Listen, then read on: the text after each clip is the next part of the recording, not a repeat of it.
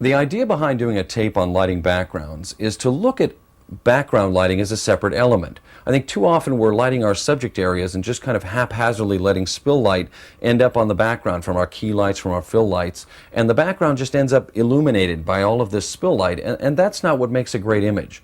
So the idea here is to look at a lot of different images and find out what made that image work. And often I think a lot of it has to do with light control of your main subject area. I put a lot of effort into controlling all of my spill light to keep that background area a separate element and keep it clear of any spill light. And then once it is clear of spill light, then I can use colored gels and patterns and all kinds of different techniques to give a sense of time of day or mood or drama or whatever I think is appropriate for the image. So hopefully by looking at all of these different images, we can start to give some new ways of thinking and some new techniques for lighting backgrounds.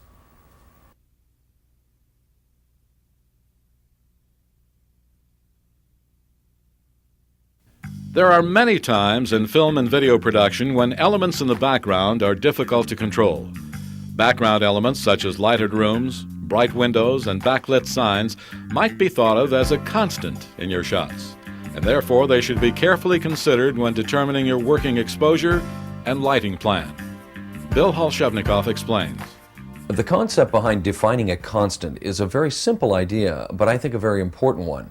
If you have, say, a lighted sign or a newsroom or a brightly lit window behind your subject, then that's an area in your background that you need to consider in your exposure. And it's also going to affect your lighting plan. So let's say there's a newsroom behind me. I first set my exposure so the newsroom looks good. I check my f-stop, lock it off, and say it's f4.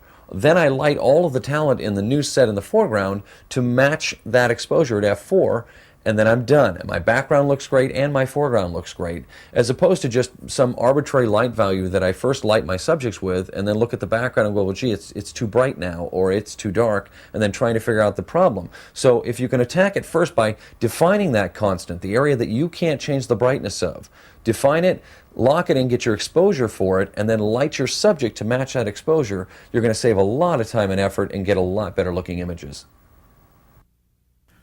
In this first image, Holshevnikoff used both lighting and filtration to create a natural-looking scene.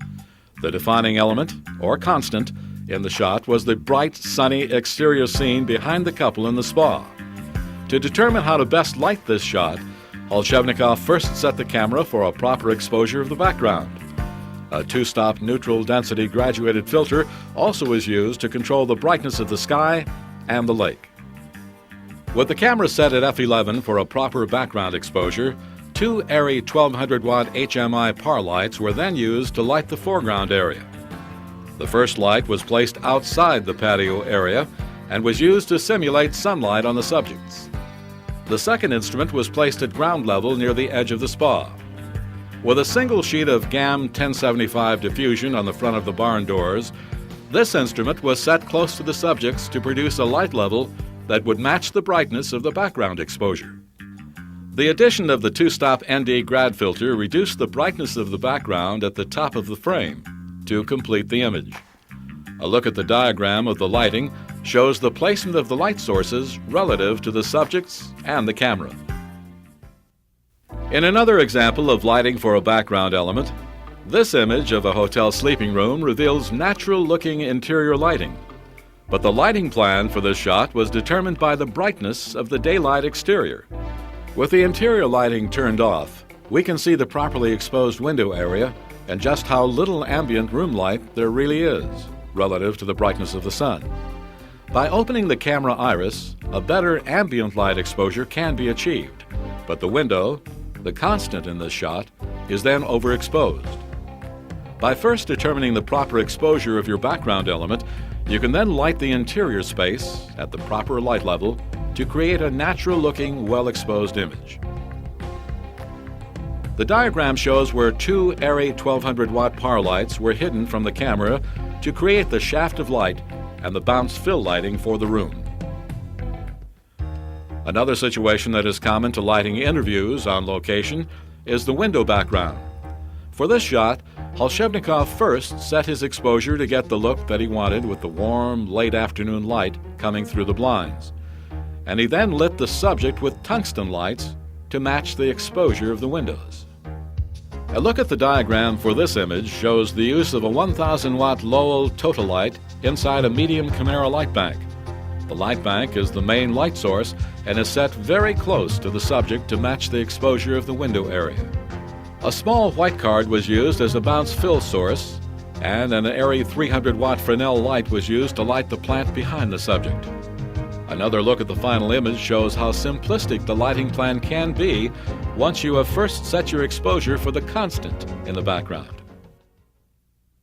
This lighting evolution of an interior restaurant scene shows yet another example of how lighting for an established background exposure can help you to quickly produce accurate results when working with difficult backgrounds.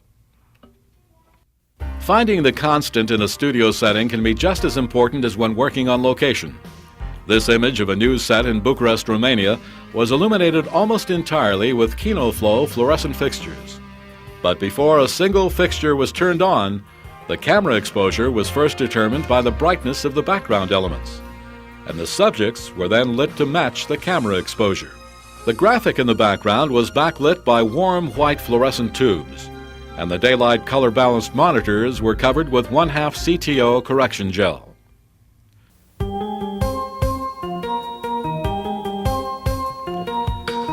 This fluorescent-lit news set in San Francisco has a working newsroom behind the set.